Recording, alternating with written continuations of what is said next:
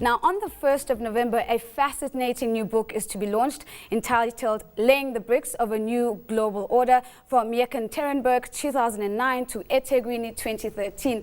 The contributions in this compilation on the emergence of a new global order through BRICS show the complexities inherent in the creation of such a coalition. Joining us in studio to discuss the book is Frances Konehe, of course, the editor of the book. Thank you so much for making the time to join us. Now, at a time when the effectiveness of multilateral institutions is being called into question, why did you decide, or what value do you think the BRICS coalition brings to the global economic order?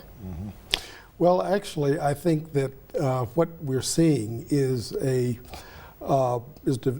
development of a multipolar order in which there are a lot of different groupings coming on the scene.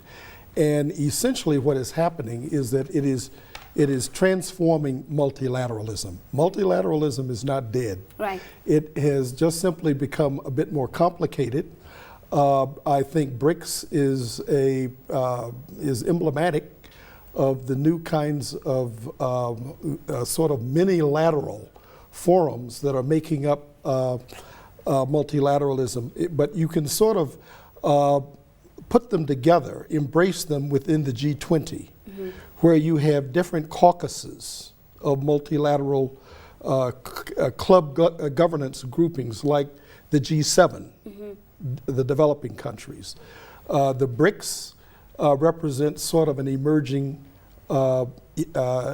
economies caucus, and there are others coming in. So there is a framework of multilateral engagement, and I think BRICS is important as a point of departure of where things are going. Oftentimes, skeptics will always question the S in BRICS and say, you know, South Africa, both in terms of its size and its GDP relative to the other members, doesn't really contribute much. What does the book say about that particular assertion?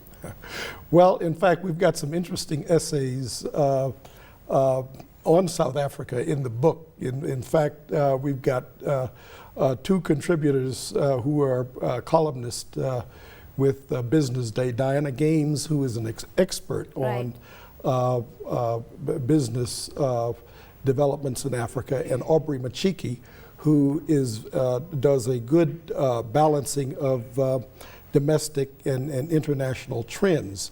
The fact of the matter is that South Africa is the default leader of the continent. And now, no one has anointed it, but the reality of the South African economy is that it is the dominant force in the continent. So South Africa, in a sense, is proxy to the larger trends that we're seeing. And given that reality, South Africa has to be in BRICS, particularly given the fact that the other four countries are very much engaged in Africa. So you cannot have a situation of a vacuum where you don't have some focal point of leadership in Africa in terms of this dynamic of the emerging economies engaging BRICS. Let me interject and say that some analysts have come forth and said we're either going to see a BRICS, that's with an addition of N for Nigeria, or Nigeria replacing South Africa. What is your view of that school of thought? Well, I take both with a grain of salt. You know, I don't think that, take for example IBSA, the India, Brazil, South Africa trilateral, BRICS. And the questions always come up, are new members going to come up?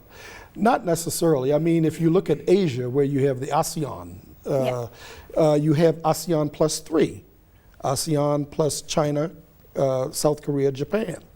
So within the G20, you could have BRICS plus 6, you know, including Indonesia, Turkey, Saudi Arabia, Argentina, and I may be missing Mexico, and so forth. So there's a way in which outreach can be arranged without the unwieldiness of taking in new members.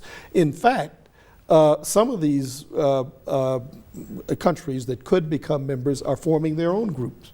There is MICTA, Mexico, Right. Indonesia, South Korea, Turkey, Australia, Right. you see. So, you know, there's all kinds of flexibility without getting into unwieldy you know, add-ons. I'm cognizant of time, and I've just got Sure. a minute left, so I really want to throw this question in. As the editor, did you have to contend with different schools of thought, and how do those different viewpoints play themselves out in this compilation? Okay. Well, first of all, let me say I'm the co-editor. Right. My co-editor is Narnia Bolamula with the Human Science Research Council.